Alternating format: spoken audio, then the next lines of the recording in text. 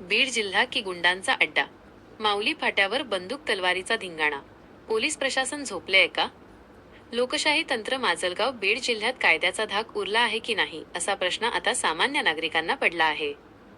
बीड शहरातील अंकुशनगर भागातील गोळीबार आणि हत्येची घटना ताजी असतानाच आता माजलगाव तालुक्यातील माऊली फाट्यावर हरकी लिमगाव दिनांक 15 जानेवारी 2026 रोजी भरदिवसा बंदूक आणि तलवारीचा नंगानाच घडल्याचे समजते.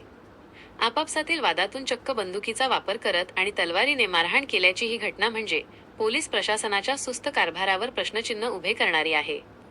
बीड जिल्ह्यात बंदुका आल्या कुठून? मिळालेल्या माहितीनुसार काही दिवसांपूर्वीच बीडमध्ये एका तरुणावर गोळ्या झाडून तो मेला नाही म्हणून चाकूने भुसकून त्याची निर्घृण हत्या करण्यात आली होती.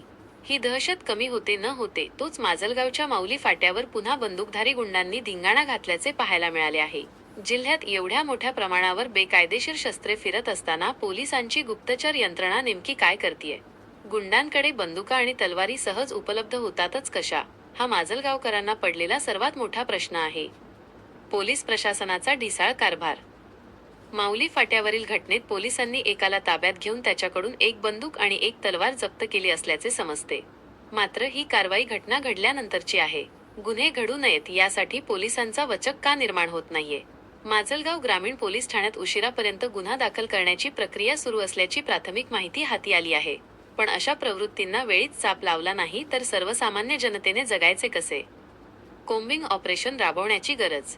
जिल्ह्यात गुंड प्रवृत्ती फोपावत चालली असून दहशतीचे वातावरण निर्माण केले जात आहे. आता वेळ आली आहे की पोलीस अधीक्षकांनी स्वतः या प्रकरणात लक्ष घालून संपूर्ण जिल्हाभरात कोम्बिंग ऑपरेशन राबवावे. प्रत्येक संशयित गुंडाची झाडाझडती घेऊन बेकायदेशीर शस्त्रे जप्त करावीत. अन्यथा बीड जिल्हा गुन्हेगारांचे नंदनवन व्हायला वेळ लागणार नाही. जनतेत भीतीचे वातावरण. हरकी लिमगाव आणि माऊली फाटा परिसरात घडलेल्या या थरारामुळे नागरिक भयभीत झाले आहेत. भर रस्त्यात जर हत्यारे निघत असतील तर महिला आणि मुलांच्या सुरक्षेचे काय?